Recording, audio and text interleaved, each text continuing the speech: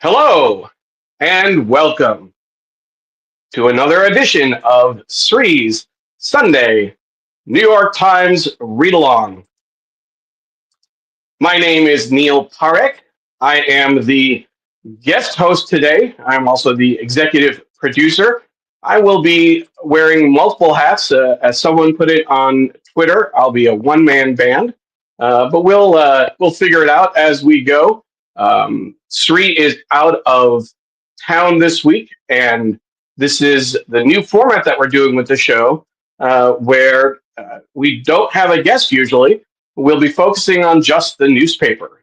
It's been quite a while since I have guest hosted alone and focused on just the paper. Usually, when I've guest hosted, we've had other folks for me to talk to. We are live on Facebook, Twitter, LinkedIn, YouTube, my Instagram this week, and our Digimentors website. Please like, comment, share, retweet, do all the things you do to make sure that folks find this show. I want to give a quick shout out to everyone who's watching the replay. Thank you so much for joining us. We always appreciate folks who take time to come back later. And I'm going to be occasionally asking for help from the audience just to double check what's some things that are going on technically. So I see we have a couple of comments, and I'm going to make an assumption that the audio is working well. But please make sure to let me know if I lose audio at any point, since I'm dealing with multiple computers and different devices, etc. We have a lot of ground to cover in the paper today, and we definitely want to make sure that we talk about a little bit about what goes into planning this show. What's interesting is that when I started promoting the show Friday, the big news was the end of the government shutdown and the Epstein files, or at least the emails, and the vote on the Epstein files. And Speaker Johnson finally swearing in the representative from Arizona. By Sunday morning, those stories were mostly not on the front page when I took a quick look at the front page. So it's a little bit, it's interesting in terms of trying to predict what the main story is when there isn't breaking news going on. But let's go ahead and welcome a few of our guests first who are watching, and then we'll get right into the paper. We have Jonathan Borstein. I want to repeat that for those in the back who might have missed it. Jonathan Borstein, watching from the East Village. Thank you, Jonathan. We appreciate you joining us as always. We have who else do we have? We have Philip Blair, rather, saying good morning. Philip, pleasure to meet you. I don't recognize your name, so you might be a first-time commenter, long-time viewer, but let us know where you're watching from, and thank you for joining us. Doug Levy is joining from Marin County, California at 5:30 a.m. Pacific time. As a long-time, I made a mistake once of calling him old. He's a long-time radio guy, so he's used to the early hours. But thank you for spending your early morning with us. Sujana Chandrasekhar checking in, saying, I believe New Jersey, right? Good morning from blustery weatherland. Is it cold up there in the New York area? Sujana? Paula Kiger is watching from Tallahassee, Florida. Thank you, Paula. Paula is a longtime producer of the show and a dear personal friend. Paula, thank you so much for your support of all of the shows and the work that we do. Patricia Freudenberg is watching, offering grace and greetings from New York. It was Patricia that said that I'm a one-man band and I've got this. So thank you, Patricia, for that vote of confidence. Again, for folks who may be joining us late or for the first time, Sree is out of town this week. I am guest hosting, and it's the first time I'm guest hosting in a long time when we're going to focus on just the newspaper. So it'll be interesting today. And unfortunately, I won't be able to drop many links into the chat. If I had more of an octopus set up here, maybe I'd be able to do that, but we'll see. Ken Fisher is saying hi. Good morning from Iowa. We've got your back, Neil. Thank you, Ken. Again, I mentioned earlier, in case I lose audio, uh, let me know because I'm using my desktop for the webcam. I've got my laptop so that when I go to the paper, I'll be able to still, you know, do some things and check comments, etc.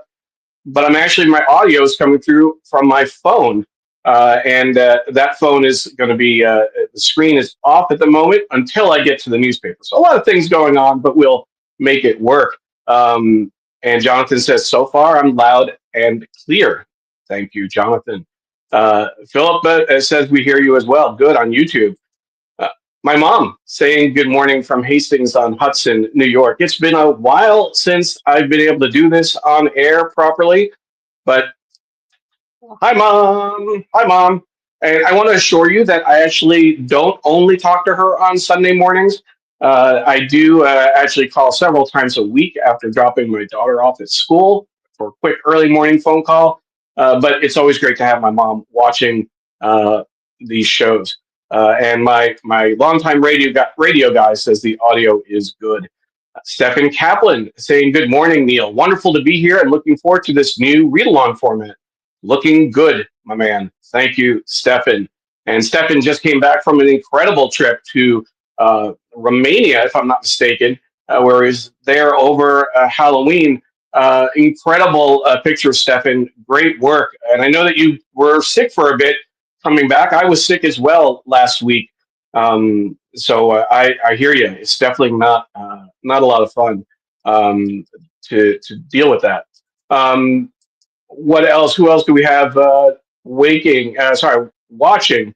Because I saw four wakes in a YouTube uh,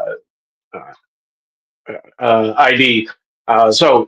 For Wake says hi, and Eva Henry is asking, "What is this?" That's interesting, Eva. So curious to see how you found the show. We are live on Facebook, Twitter, LinkedIn, YouTube, Instagram, and my Instagram, and our Digimentors website. Um, and Eva, every week, Sree Srinivasan, who is the host of the show, I'm the guest host and executive producer. We've been reading the New York Times together for about 10 years. Sree, 10 years ago, took a Sunday New York Times, put it on the table, aimed his phone at it when it was just Facebook Live, and started commenting on the layout, the graphic design, the articles. It's not a deep dive of any of the articles. We really look at the headlines and the pull quotes. We look at the pictures, the captions, and then we offer comments and observations. We also get comments like you could see from people watching, and it's a very interactive show. So we appreciate you joining us. This is actually the 378th episode of the New York Times read along. So we've been doing this for quite a while. Hopefully, you'll come back and join us. You can also join our mailing list if you're interested. You can send an email to neil@digimentors.group. That's my email address, neil@digimentors.group. Um, so we'll see who else is watching. And Four Wakes says they're watching from Stoddard. So thank you, Four Wakes. Ron Thomas says greetings from Dubai. Ron, another former guest and good friend. Thank you, Ron. Ron will tune in to the show regardless of where he is in the world. He does a lot of traveling, and we appreciate that. Um, and Philip says he's watching from Washington State's 4th Congressional District. Philip, first of all, thank you for watching from the West Coast. I know it's early, but remind me where the 4th Congressional District is, because I used to live in Seattle for about 15 years. And if I'm not mistaken, the Seattle district was the second at the time. I'm trying to remember where the 4th is, but give me a city if you can. That would be great. And he says octopus setup.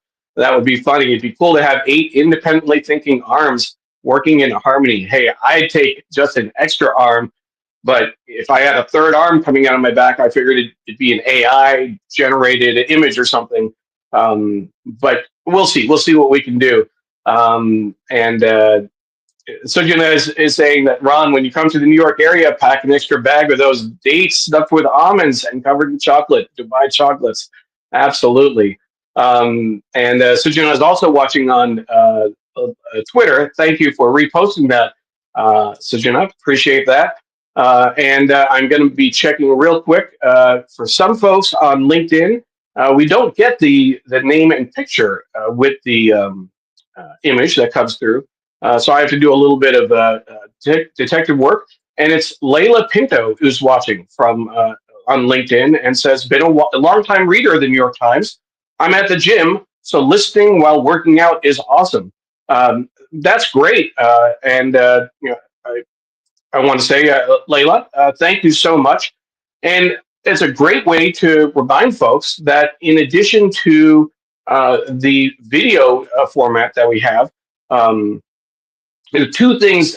There are a few things I want to share with you about the production. One, with the new format, we actually are also uploading these shows to Spotify, and you can listen as a podcast. And it's interesting. Spotify lets you watch the video as well, or you can listen in the traditional audio format. And you can find Sree's Sunday New York Times Read Along on Spotify. You can search for hashtag NYT Read Along and you'll find it, or just NYT Read Along. And feel free to listen later at your convenience. The other thing I want to point out is for folks who are watching on Instagram, and we do have several people watching. I'm going to look a little bit to my side. I hate looking off camera, but that's where I've got the Instagram set up. Trisha Schroeder, a former colleague of mine from Washington State, is watching. Walter Grayson is watching as well. Walter, will be having a quick announcement in just a moment you'll be wanting to pay attention to. Diane Stefani says good morning from Margate, New Jersey. And Walter says it's a good morning from an unreasonably warm Twin Cities, heart of the work for equity and sustainability. Absolutely. And then Parmod Kumar Sharma is also watching on Instagram, says good morning to your viewers from Chappaqua, New York, PK Sharma and family. Now, for the folks watching on Instagram, one of the things that we've been able to do, a new feature from StreamYard, the platform we use to produce the show, is that we are now fully vertical on StreamYard. So the folks watching on Facebook, YouTube, Twitter, and LinkedIn, and our website gets a nice horizontal view, but Instagram is fully vertical. So I want to, again, asking for help from the audience. The audience, instead of seeing Sunday New York Times Read Along up top and the 10 years Digimentors plus scroll.in graphic, you see it at the bottom. So on Instagram, where you see my name, on the horizontal view where you see my name, that's where Sree's Sunday New York Times Read Along goes. And what's interesting is that when we put comments on the screen, such as Pratya's good morning from Silver Spring, horizontally, you're seeing it here. Instagram, they see it up there. Lots of things going on. Let me just make a few quick other announcements before we turn to the paper. I mentioned the scroll.in graphic on the right-hand side. Sree's Sunday New York Times Read Along is produced by Digimentors in partnership with Scroll and Scroll Global, one of India's most important independent websites. Thank you so much for your partnership. We're live on Scroll's YouTube channel, and it just opens up a huge audience for us.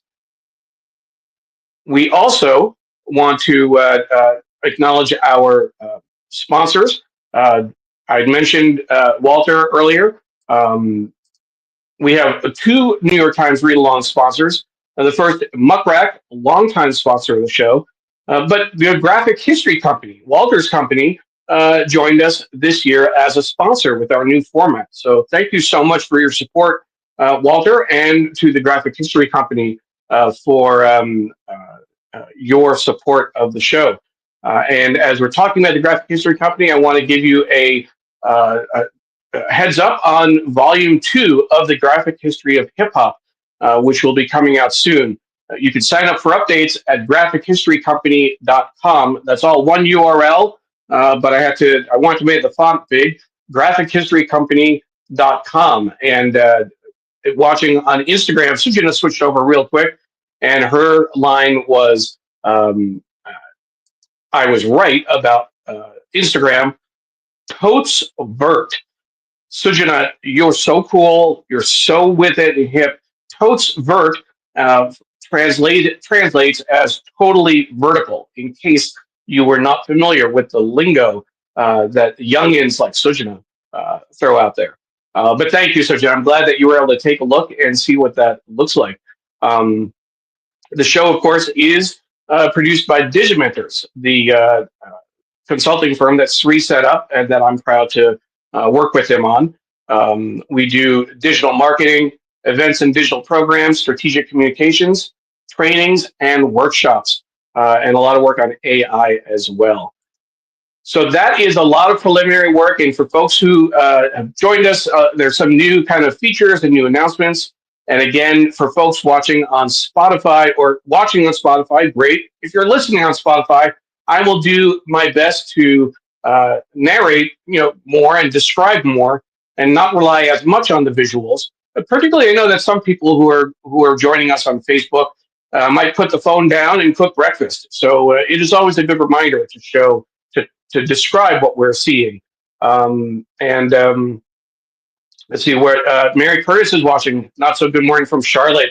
Yes, Charlotte is definitely going to be in the news where Border Patrol is terrorizing folks, smashed a window of a citizen, dragged him out of the car, slamming people on concrete. A lot of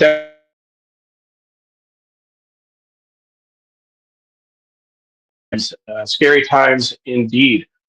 Pradnya is offering to help produce behind the scenes next time. Pradnya, we might take you up on that. We'll be in touch. Thank you. Patricia did appreciate the tutorial and how informative it was. Dr. Tachi is watching from Fort Lauderdale, and Patricia very helpfully put in the URL into Facebook for folks watching there for graphichistory.com. It's actually graphichistorycompany.com. Patricia, if you don't mind adding that, that would be great. Amy McIntyre is watching from the Pacific Northwest, and Philip is saying, 4th Congressional District is Yakima, of course, the Tri-Cities, Moses Lake. When you were here, I'm guessing the 4th included Ellensburg and Wenatchee, but those lines were redrawn. Okay, so that is what we're covering in terms of the preliminaries and all of the announcements. Let's go into the paper, because this is just a 1 hour show. I got a lot to cover. So let's go ahead, and while I do that, I'll make one other announcement as I transition over. As you may have heard last week, I also produced a show on mental health called Shining Light on Shadows, a candid conversation about mental health. And we did an incredible show on perimenopause and mental health. You'll be able to find it on my website, neilparekh.org. And we're going to be doing a follow-up on postmenopause on mental health. So check that out. And thank you, everyone, for watching and for your support of that show.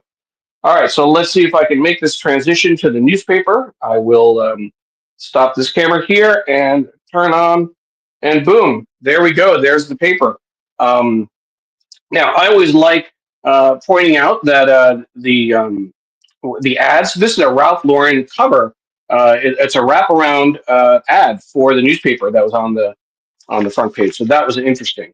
Okay, so the front page, and Mary Curtis talked about this earlier, is focused on the lead story and the display photo. And that's interesting, is that because it's not often, first of all, that you get a 2-column lead on the right hand side, and that the display photo shows is related to that. Usually, the display photo is a different story altogether.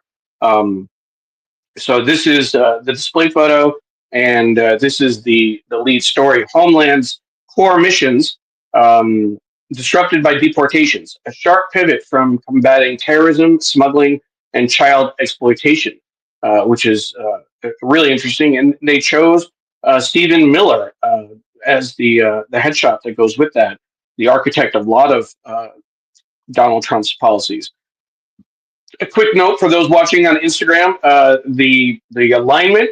So while I'm showing the paper in kind of a nice width with a little bit of a border on each side, a little black, The vertical side gets shows just the picture with the police. It's cut off a little bit. New York Times is cut off. So I'm going to do my best to make sure you both get good views. But this is what we're playing with. I think it looks really great on Instagram, just with a few caveats. The other story above the fold: consumers' pain motivates Trump to act on prices. Affordability effort. What's interesting is after the elections, Trump has been talking a lot more about affordability. But what's interesting is that again, there is just there's so much that doesn't make sense. He's actually telling people that costs are down when they're up. He's telling people gas prices are lower, but they're actually higher than last year. Eggs, and there's I don't know if folks caught the comments about the Walmart that Thanksgiving will be less expensive this year. He cited the Walmart Thanksgiving basket, but the Walmart Thanksgiving basket was actually had fewer items in it this year than last year. That's not an economic indicator, folks. I'm not an economist, but that's an easy one. Uh, it's just beyond. I just cannot fathom how uh, they can claim these kind of things and get away with it for the most part. Here's an article right below. It's kind of right around the fold. How fallout from Trump documentary paralyzed the BBC. Food is blamed in Mexico City as drains clogged. I think this is food trucks. Their waste is clogging up the sewers. Um, the outrage over the death of Kit Kat by a driver who has no heart. Most drivers have hearts, but Waymo cars do not, and that's what happened in San Francisco. So that's interesting. So that's what we have on the front page. I'm going to do the front page of each section real quickly, and then go back and spend time with the newspaper. Sunday Opinion is this story, and it's interesting in terms of to get a full view of the front page. We'll zoom out, and folks on vertical can see that as well for the most part.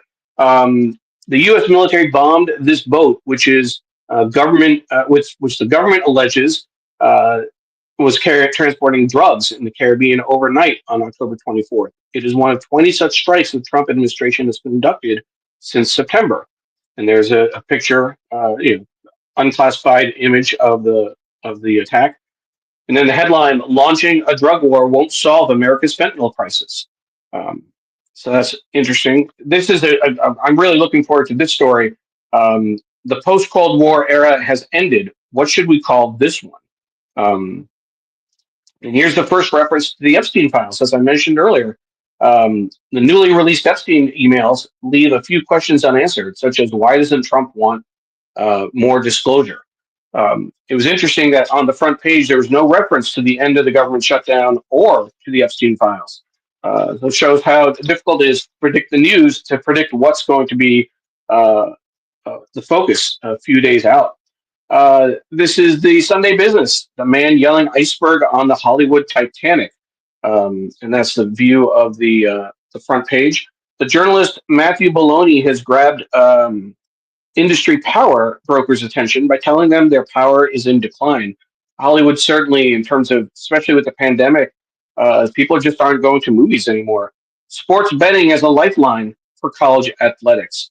Um, so that's what's on the Sunday Business. We have Sunday Styles.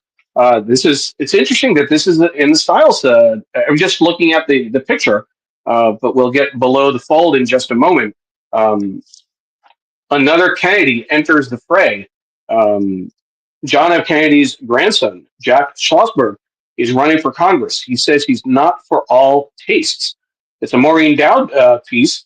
He is a social media, I've seen him referenced as a social media provocateur.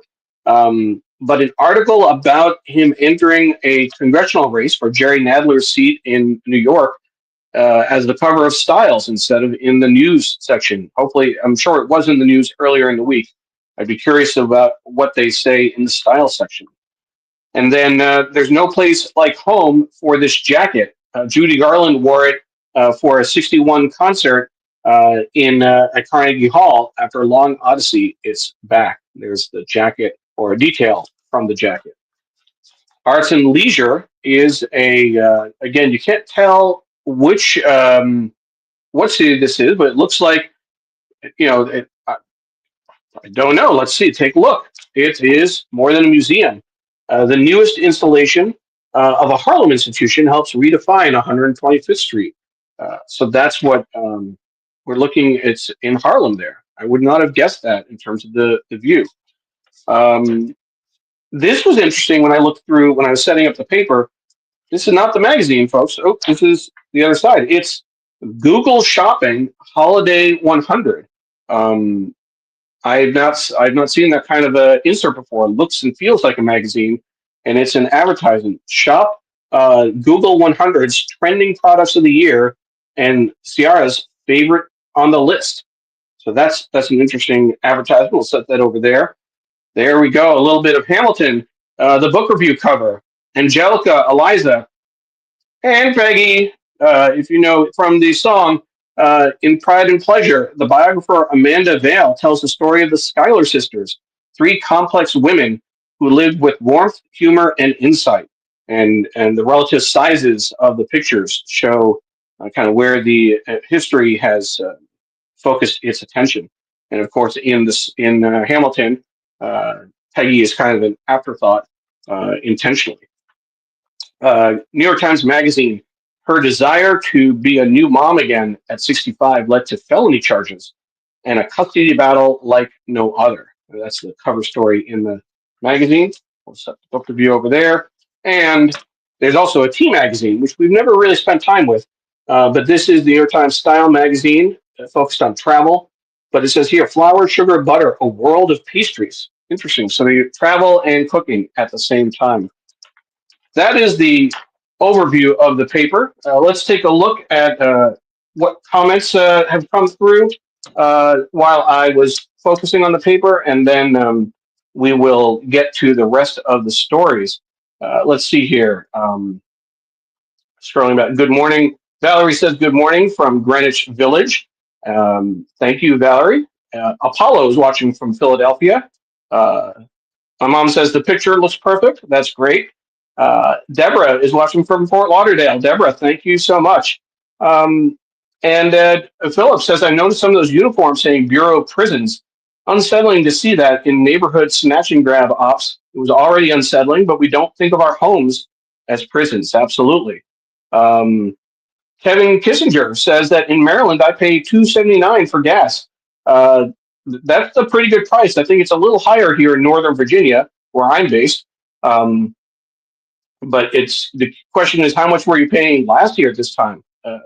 Certainly worth looking up. Jonathan says the Studio Museum is an important institution in the world of art, and the Studio Museum is what we were looking at here in this cover image in Arts and Leisure, and that's I'm assuming it's a view from the museum looking. I can't quite tell. I was obviously can't quite tell what they're looking at. It looks like Manhattan in the distance. If I'm not quite sure of the perspective on that. Let's see if it says here. The roof garden at the Studio Museum in Harlem, the $160 million building rises 7 stories, doubling the amount of exhibition space. So it must be looking downtown then. Thank you, Jonathan. Let's see what else. Sujin says, got to say the Schuyler piece for my niece and daughter. Absolutely. And Patricia asks, what is my favorite sections to read first? Friday says, love me, Thelma Golden. And yes, Johnson says that's looking south. Patricia, you know what? I can't remember the last time someone asked me that question because, of course, we are usually talking with guests. So what I usually do, first of all, I mostly read the paper on my phone in my app. I probably turn to it, 15 times a day. And what I love is the fact that my daughter Emily is actually reading articles in the New York Times now as well. But when I do get the paper, and particularly on Sunday mornings, I think certainly the front page is important. I like the book review. I've always liked the book review because it to me it's a chance to read history and learn about people, mostly the nonfiction reviews. And then I would probably go to the opinion section next. That's what I usually do. I did say we would focus on the magazine and the book review this week. Um, so we will certainly try and do all of that. Um, quick comment from Walter: boosted New York Times read along coverage on Instagram. Thank you, Walter. And for now, time for Facebook. Good morning from the unseasonably warm Twin Cities and McAllister College, world capital for work and equity and sustainability. So Walter is coming over from Instagram and sharing his hellos with our Facebook friends as well. Um, all right, so let's dig into the paper. First, in the front page, I always like pointing out this little tidbit for the production side. So if you notice, there's a little bit of an insert here. The New York Times printing plant in New York at College Point can print a full 40 pages, if I'm not mistaken, per section. But the Times, in order to be able to get it delivered across the country, is printed at like 25, 26 plants. In Seattle, when I lived there, it was the Seattle Times that printed the paper. They would get the paper about noon on Saturday, and all the advanced sections earlier. They'd print it and then bundle it and deliver. Here in DC, it's the Washington Post, and most other plants can't do the full section. So the national section, the front page section, the A book, gets almost like an insert. And I've always been fascinated by that because sometimes I know that the Times is intentional, the design folks, with what story goes on this, because that's almost like a secondary section front. It's easy to read when you're flipping through. And this is the outrage over the Waymo car hitting the cat is really what gets your attention. So just a little tidbit there for you. That would have been buried on page 21 in the New York papers. All right, so let's take a look at what we have in the A book, and let's see what stories we can dig into. On page A2 and A3, which 2 years ago we had the editor of A2 and A3, Megan DeTrolio, join us for the redesign to explain how things were redesigned. My favorite, Patricia, you're asking about favorite sections. My favorite column is the story behind the story, which is inside the Times. And this article is three Habsburgs and a reporter walk into a vault. The 17-carat Florentine diamond, missing for 100 years, was safe all along in a Canadian bank. And this is going to be the story behind the story, which is interesting. So we'll definitely check that out. And let's see, we have on the right-hand side the Dateline section. So this is showing where just a little bit of where Times reporters are writing from this week. Browning, Montana, Bogota, Colombia, La Puebla del Rio in Spain, and Huckernall, if I'm pronouncing that correctly, in New Zealand. Just to give you a sense, tribes like the Blackfeet in western Montana were especially vulnerable to cuts in food assistance because of the government shutdown.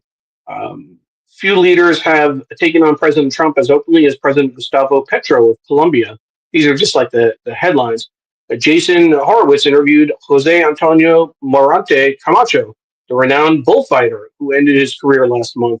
In addition to his artistry, fans admired his honesty about his mental health struggles. Very interesting. A police raid and criminal case against a longtime cultivator of cannabis in New Zealand has stirred up debates about medicinal marijuana. There is a column on wordplay, tips for today's puzzle, and this is written in wordplay. A Times Games columnist helps readers solve the day's crossword puzzle. Beware, spoilers are ahead. And this is written by Caitlin Lovinger. I do want to give a quick shout out. If you remember, I think it was last year, Deb Amlin, who is the games one of the games columnists, was our guest, and we talked all about New York Times games. Well, Deb has retired from the paper, and so we want to wish her a fond farewell and let you know that next week, if you are into games, I believe that next week is going to be Puzzle Mania. I will confirm that as soon as I can, because I know I got an email from Tom Jolly, the print editor, giving me a heads up. but I want to just make sure that I have that right. Let's see. And no, yes, the following Sunday, November 23rd, is both Puzzle Mania and the New York Times gift guide. So you'll want to join us for that. Okay, so moving into the paper itself, there's an article in the international section. As winter bears down, Russia targets Ukraine's heat. And then ChatGPT use is suspected for cheating in AI course. I think this is in Seoul, Korea. A lot of noise about using AI in courses. Young Chilean energized the Latin American left, but that was then. 4 years later, a right wing candidate is the favorite to win in Chile. Um, Trump officials are foiling deals at the G20 summit. That's the headline on the bottom left. More misery in Gaza as rain floods camps. Now, a huge full page advertisement. You can see it really well on Instagram vertically. I'm kind of pulling out so you can see that. But this is a story 250 years in the making. The American Revolution. This is Ken Burns's new documentary, and I am definitely looking forward to watching this. It's very similar to his Civil War documentary, but with a few additional some advancements in technology. But it should be a really um, great show. And Prenia says, excuse me, Ken Burns. I'm assuming that's a good Ken Burns, Prenia. Let's make sure of that. And Walter hopefully shared the link. How you spell it out? It's www.graphichistory.com, graphichistorycompany.com. But make sure there are no spaces when you type in the URL. Mukul says the book review is his favorite section as well. So thank you, Mukul. And Monique Lewis says, good morning, all. Hope everyone's Sunday's off to a great start. Thank you, Monique.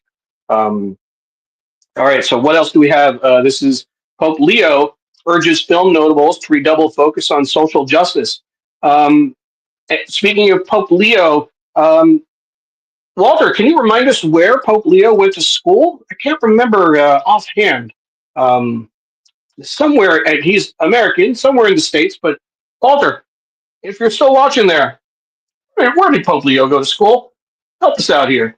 Um, that's a setup for you, Walter. Hope you bring that home. UK rapist with dozens of victims gets life term. Iran seizes fuel tanker en route to Singapore. As some of the other articles, and then these are the article. This is the article about the Mexico City, the famous food to blame for fatty clogs in drains. But this is the sewer system. Their street food is causing a problem. And then this is interesting. So I'm going to pull back to show. This is going to be easier to see on the wide view. It's a two-page spread. Advertisement for Instacart, your Thanksgiving prep companion. Let Instacart help bring some holiday magic to your Thanksgiving dinner with a few tricks, tips, and quips. A planning tip, a shopping tip, decor tip, stock up the spice rack, and it's giving all sorts of ideas. Double check your shopping list. Interesting ad with a QR code to boot in the bottom corner. Use the promo code Thanksgiving10 at checkout to get $10 off your first Instacart order. But I just think that's a really well done ad. We have in fishing village of a Colombian believed killed in a U.S. boat strike. So that's this article here. Of course, that's the extrajudicial killings that the Trump administration has been doing over the last several weeks. We now know the name of the Caribbean buildup, but not the end game. That's another reference there. Absolutely. Let's see what else. Women describe horrors they endured in Assad's prisons in Syria, using families of rebels as pawns in the civil war. How the fallout from a Trump documentary paralyzed the BBC. What's interesting is that we're still in the international section. This is a lot of international coverage this week. The full page article, you can see it well on Instagram because of the page. and I'm trying to pull out so you can see it. Full coverage of this BBC scandal. Now we get to the national section, and I'm going to go back to the front page for a second, because I want to think about just comment on what we didn't see on the front page. Although I saw it prominently on the New York Times app over the last day or two. Nothing about Trump and Saudi Arabia. Was it Saudi Arabia or the Middle East? I forget I think it was Saudi Arabia, where there's a the Trump organization is working on deals while Trump is in office. There's nothing about how Trump is selling "Make America Great Again" paraphernalia in the White House. Nothing about that on the front page. But let's see what we have in the national section. At these cafes, it's always a free fix menu. Volunteers repair items once destined for trash. Um, this is part of their 50 states and 50 fixes series about local innovation around the environment and sustainability. These are repair cafes. Has anyone been to a repair cafe in their neighborhood? I think they're great. We went to one here in Northern Virginia, and as I'm looking back on the comments, let's see. Sujana said the Roman Catholic bishop's video has 13 million social media views. And let's see what else. What other comments?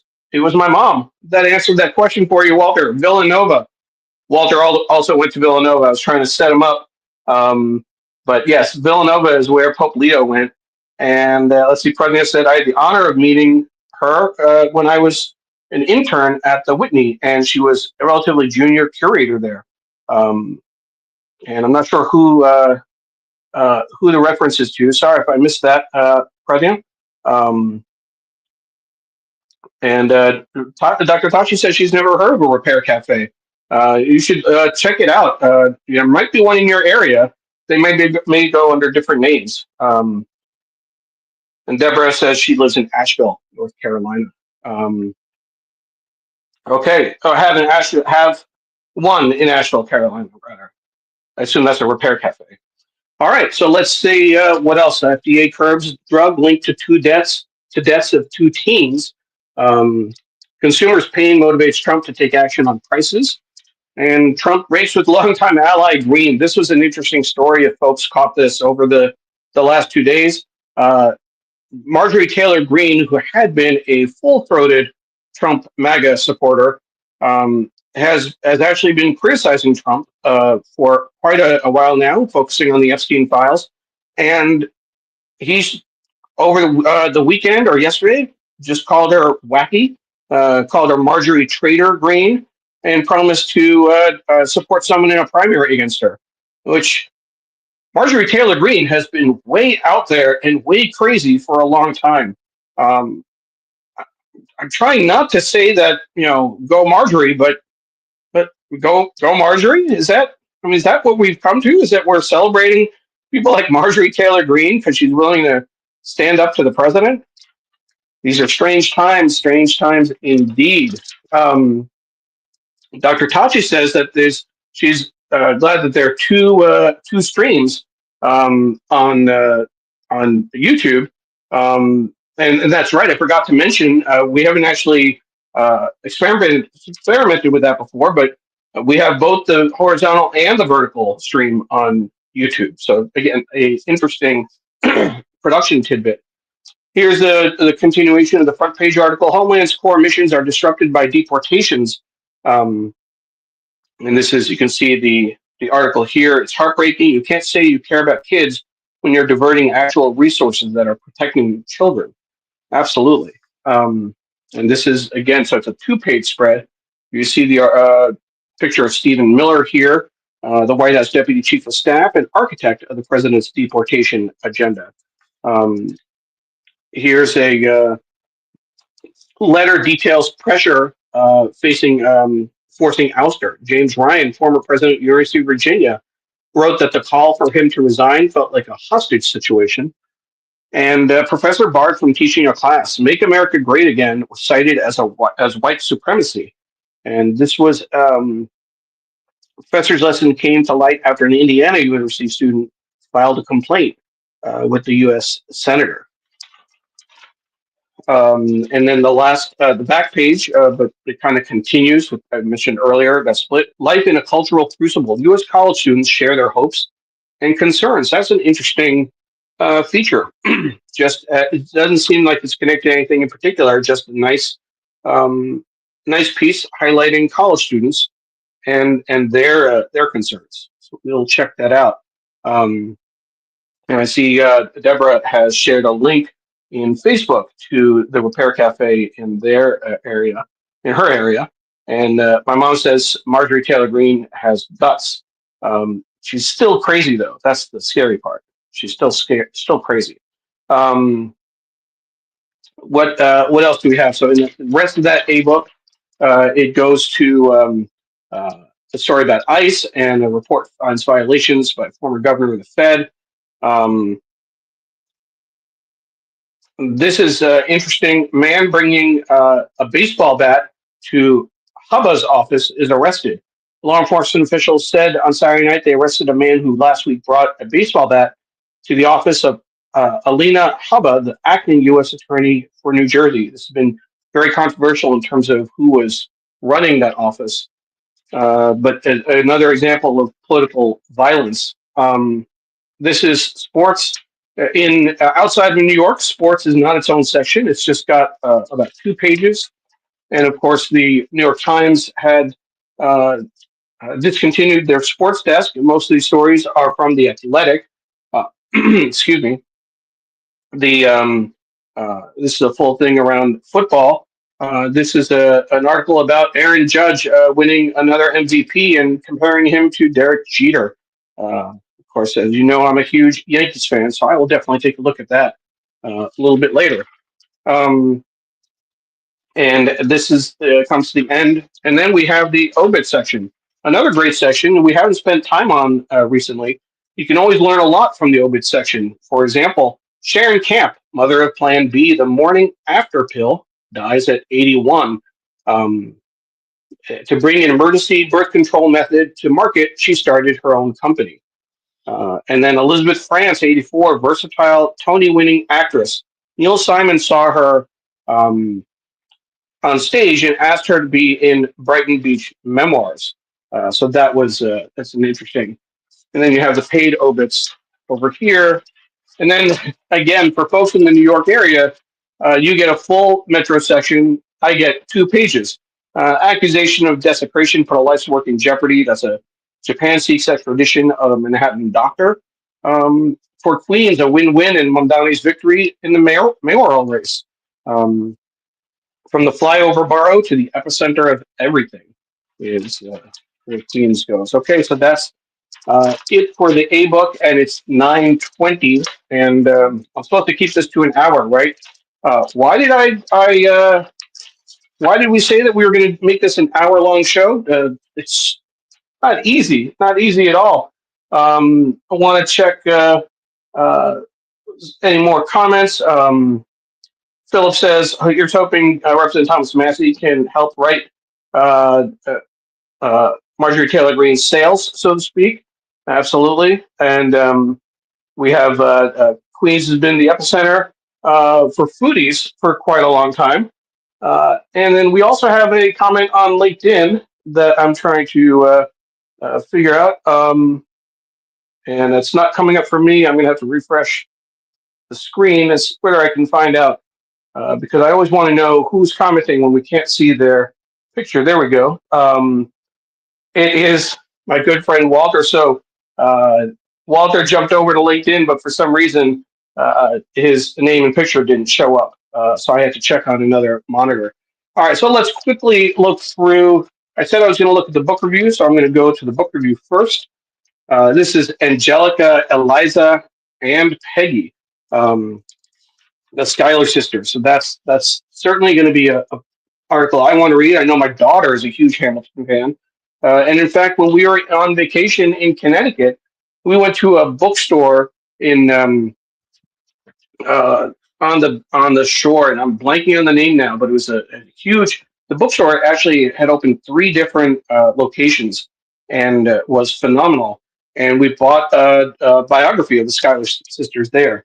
The nonfiction art books that are featured this week. This is what I'm going to focus on: Pride and Pleasure, the Schuyler sisters; Motherland, a feminist history of modern Russia from revolution to autocracy. I actually focused on Russian history in college, so that is definitely something I'm going to read about.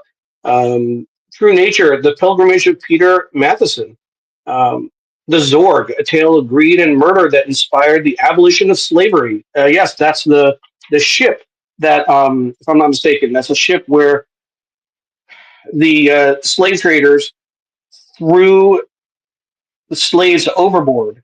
And claimed it as a loss, and tried to get the insurance money for it. 1942, if I'm not mistaken, 1942, when World War II engulfed the globe, and the wounded generation coming home after World War II. Um, Black Arms to Hold You Up: A History of Black Resistance. Definitely, definitely going to be an interesting read. And The Other Girl, I don't know what that is, but that those are all those are ones I'm going to focus on. Brian Washington's new novel Palaver is about an expat in Japan whose mother surprises him with a visit. How does he procrastinate from writing, hanging out at gay bars, or bothering my dog? Here's the article on uh, uh, Angelica, Eliza, and Peggy, the book review at least. And long before Hamilton hit Broadway, the Schuyler sisters were living their lives with warmth, humor, and insight. Um, this is the book review on feminist theory. Um, and the picture is Alexandra Kollontai, the Soviet commissar for social welfare after 1917 Bolshevik Revolution. How had a country of women freedom fighters become a country of aspiring housewives? Um, let's see.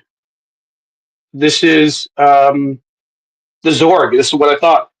The Death Ship. An incredible story. A powerful new history tells a shocking story of mass killing, human baseness, and the seeds of conscience. Um, a tale of greed and murder that inspired the abolition of slavery. Um, Within the blood-soaked history of the Atlantic slave trade, the vessel long known as the Zong, it was initially thought it was the Zong, but it's actually, whoops, sorry about that little flip there. It's actually the Zorg. It was a death ship of raging mortality on which the slavers in 1781 decided to throw scores of enslaved sick people overboard to collect insurance premiums. Absolutely uh, horrific. Within the horrific trauma of slavery, this story certainly stands out. Um, what else do we have here? Um, Drawn from life, this graphic history takes an unflinching look at Black activism and merges of the moment urgency with fact.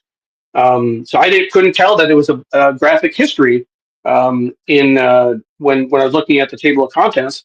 But Walter, definitely, want to make sure flag that for you. I assume that you'd be either familiar with it or all over that particular story. And then these are the stories about the home front, 1942, when World War II engulfed the globe, and the wounded generation coming home after World War II. Um, let's see more in from the book review. And here's an interesting. I remember seeing this online. The African American Idol. A young black football star is worshipped by his town's mostly white inhabitants until they turn on him. That is certainly uh, scary, and probably not too far from reality in some cases. Um, Here we go. This is the rest of the book review.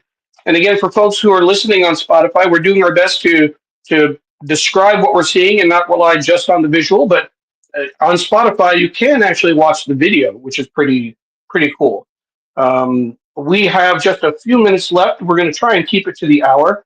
I want to remind folks that Sree's Sunday New York Times Read Along is produced by Digimentors in partnership with Scroll and Scroll Global, one of India's most important independent websites. I did say I'd focus on the magazine, so that's the magazine cover story. Her desire to be a new mom again at 65 led to felony charges and a custody battle like no other. Um, what else do we have in the magazine this week? Um, the fog of Trump. In this presidency, the rules are vague. That might be the point.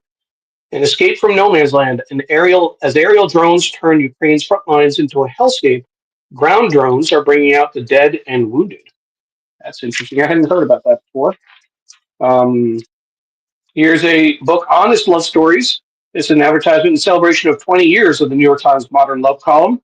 Honest love stories you'll want to read over and over again. And we had Daniel Jones on as a guest on Valentine's Day several years ago, which was, again, another highlight for both Sree and myself. Here's a New York Times Magazine article, Prime Time. Excuse me, can the NBA make for good TV again? So focus on basketball. Greg Gutfeld has theories on how he crushed the late night competition. Let's see, what else? After 35 years, do I still have to cook for my husband? That's an interesting ethicist question. We will not have time to go into it today, unfortunately. The final days of big box stores. And then this is the medical diagnosis column. Every now and then, the man was overwhelmed by dizziness when he turned his head. After years of symptoms, he finally sought answers. Let's see, these are it's a recipe for pumpkin mini muffins.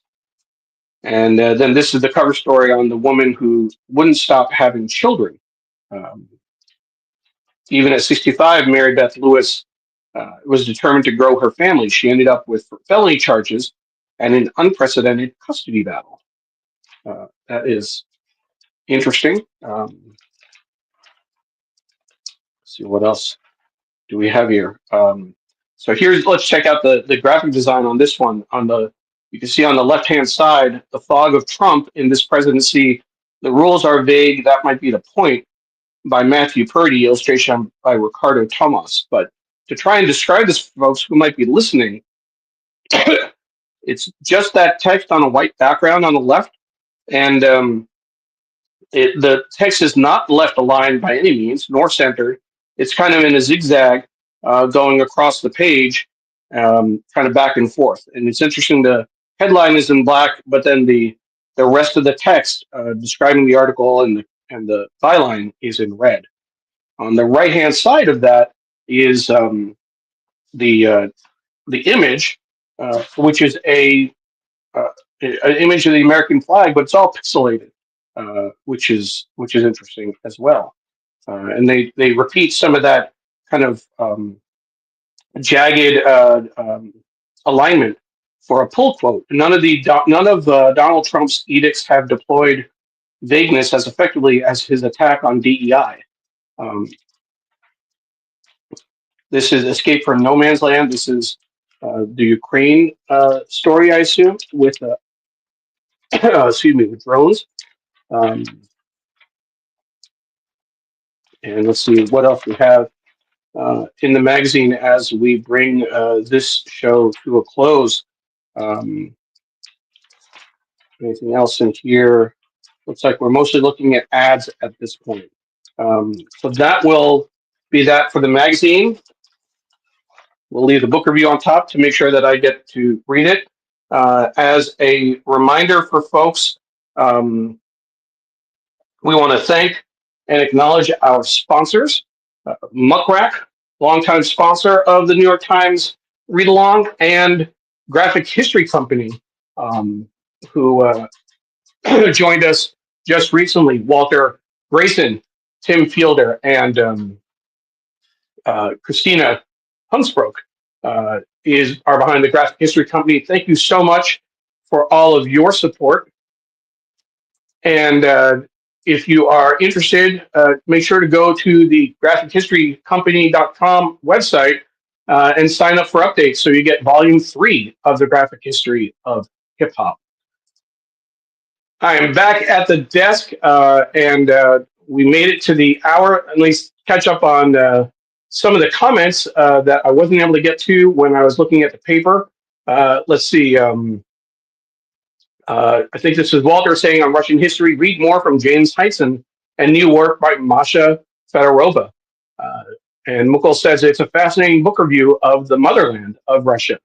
Um, and and Apollo makes reference. Yes, it's the Zong case, but again, the name is different. I think it's used to be called. They used to think it was Zong with an N, but I believe it's Zorg, Zorg.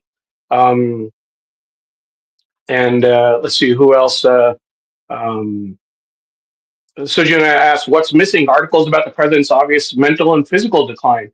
Absolutely, Sujana. That was it. Was there was no reference to that at all in the paper, and I'm not letting my husband read that ethicist piece. I'm afraid of going hungry. Jonathan says, "Great show, thank you." Sujana, well done, Neil Parekh. Thank you, Sujana. I appreciate that. And Mary says the show goes way too fast. And please keep Charlotte in your thoughts. Border Patrol is going to churches now. Absolutely, the latest city to be invaded by American, uh, the troops, law enforcement, administration, heavies in whatever uniform or whatever agency they're representing. It's nothing short of a domestic invasion. Um, Mary, we certainly will be thinking of you and everyone else in Charlotte as you deal with this. Apollo says this has been an awesome episode. Have a great week ahead, everyone. Philip says much appreciated, and Mukul says great job, Neil. Thank you. I would like to encourage folks if you're interested in getting notices about the show, please make sure to send me an email to Neil Parekh, Neil at digimentors.group, rather, Neil at digimentors.group, and I will add you to the mailing list. And of course, I wasn't able to add any comments into Facebook during the show, but I will go back and try and engage with folks a little bit later. Uh, as a reminder, we had a show on perimenopause and mental health last Thursday, and I'll share the links to that if you want to go back and watch. What I thought was really interesting, there are two things. One, our guests actually learned a lot about perimenopause. Lisa Falcone and Aisha Sultan are both in perimenopause at the moment. And Dr. Ellen Alberson is with the National Menopause Foundation. She talked about the depression that she experienced when she went through perimenopause. The other thing that stood out for me in terms of the conversation is that they shared that the changes to women's bodies during perimenopause are as significant as the changes during pregnancy. So that's something to keep in mind. And then we'll be following up that conversation with our next episode of Shining Light on Shadows, a candid conversation about mental health on December 11th, post-menopause and mental health. Dr. Alan Albertson will be coming back, but we'll have Tess Rondo, who is a small business owner, and Candace Sanchez, the host of Unspoken Conversations with Candace. They will join us to talk about their experiences. And Dawn, as well, my co-host, is also post-menopause. So they'll be sharing their experiences. And this is a conversation that I'm very proud. I'm very proud of the work that we're doing on mental health. I'm particularly proud of the work that we're doing to raise awareness about perimenopause and menopause and mental health. So thank you, everyone, for joining us.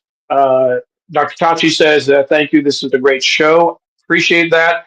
And look forward to seeing everyone next week. I'll be hosting again, going solo.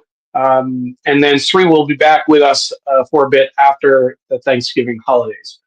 Have a great Sunday and look forward to catching up next week. Take care. Bye-bye.